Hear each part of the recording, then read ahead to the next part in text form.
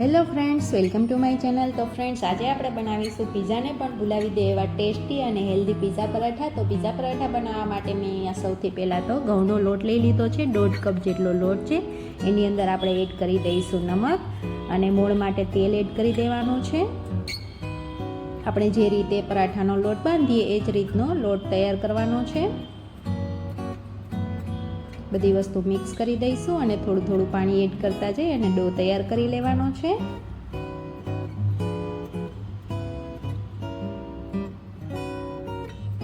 તો આ રીતે આપણે પરાઠા જેવો ડો તૈયાર કરી લીધો છે, તમે જોઈ શકો છો. હવે એને આપણે ઢાંકી અને સાઈડમાં રાખી દઈશું થોડી વાર માટે.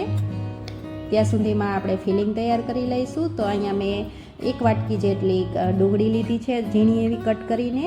1 શિમલા મિર્ચ લીધેલું છે અને 1 વાટકી જેટલું ટમેટું લીધેલું છે. સ્વીટ કોર્ન લીધા છે મેં. સ્વીટ કોર્નને બોઇલ કરીને લીધેલા છે. હવે એની અંદર આપણે સ્વાદ પ્રમાણે નમક એડ કરી દઈશું, થોડું બ્લેક પેપર પાવડર એડ કરી દઈશું, થોડું ઓરિગેનો એડ કરશું, થોડા ચીલી ફ્લેક્સને એડ કરી દેવાના છે. ને અહીંયા મેં ટોમેટો કેચઅપ લીધો છે, તો એ 2 ચમચી જેટલો એડ કરી દઈશું. 1 ચમચી જેટલો રેડ ચીલી સોસ એડ કરીશું અને બધી વસ્તુને આ રીતે મિક્સ કરી દઈશું. જો તમે બાળકો માટે બનાવતા હોય તો તમે ચીલી ફ્લેક્સને સ્કીપ કરી શકો છો. હવે એની અંદર મેં અહીંયા પનીર લઈ લીધું છે, થોડું એવું ઝીણું એવું કટ કરીને, અને ચીઝ એડ કરી દઈશું. આ બધી વસ્તુઓને સરખી રીતે મિક્સ કરી દેવાની છે. તો અહીંયા આપણું સરસ મજાનું ફિલિંગ બનીને તૈયાર છે. હવે એની સાઈડ ઉપર રાખી દઈશું. હવે જે આપણે ડો તૈયાર કર્યો હતો એને જોઈ લઈશું. તો એની ઉપર થોડું ઓઇલ લગાવી અને મસળી દઈશું આ રીતે.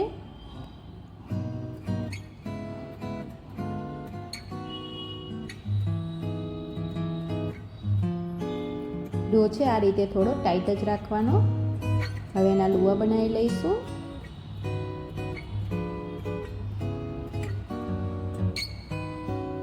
આ રીતે પરાઠાની જેમ એને વણી લેવાનું છે.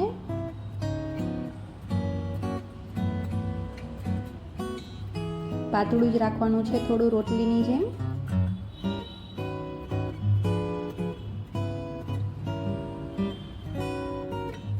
આ પરાઠા ખાવામાં તો ખૂબ ટેસ્ટી લાગે જ છે, પણ સાથે સાથે ખૂબ હેલ્ધી પણ છે. બાળકોને તો ખૂબ જ મજા આવે છે આ પરાઠા ખાવાની.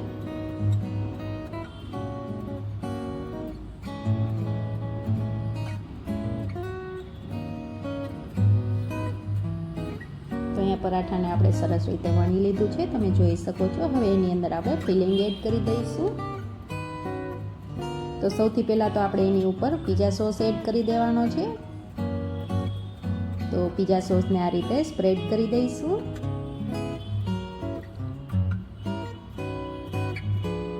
હવે એની ઉપર ફિલિંગ રાખી દઈશું. તો આ રીતે 2 થી 3 ચમચી જેટલું ફિલિંગ આપણે એડ કરી દઈશું.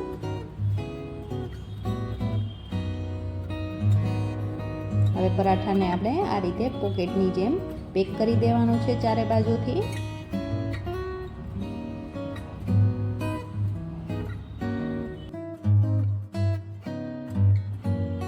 તો હવે એને આપણે શેકી લઈશું. તો આ રીતે પેન ઉપર મેં થોડું ઓઇલ લગાવેલું છે, એની ઉપર આ રીતે રાખી અને શેકી લેવાનું છે. ઉપર પણ થોડું ઓઇલ લગાવી દઈશું.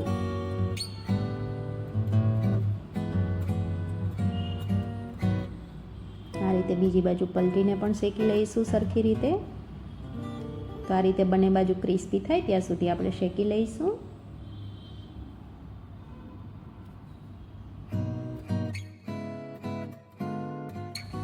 તો આ રીતે ક્રિસ્પી થાય ત્યાં સુધી આપણે શેકી લેવાનું છે. અહીંયા આપણું પરાઠું શેકાઈ ગયું છે, તો એને આપણે પ્લેટની ઉપર લઈ લઈશું અને કટ કરીને હું તમને બતાવું. ખૂબ જ ટેસ્ટી અને યમ્મી લાગે છે, તમને જોતાં જ ખાવાનું મન થઈ જશે.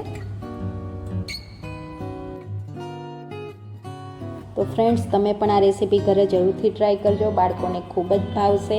અને તમને આ રેસીપી કેવી લાગી એ કમેન્ટ કરીને મને જરૂરથી બતાવજો. અને વિડીયોને લાઇક કરજો અને ચેનલને સબસ્ક્રાઈબ કરવાનું બિલકુલ ના ભૂલતા. Thank you, bye bye.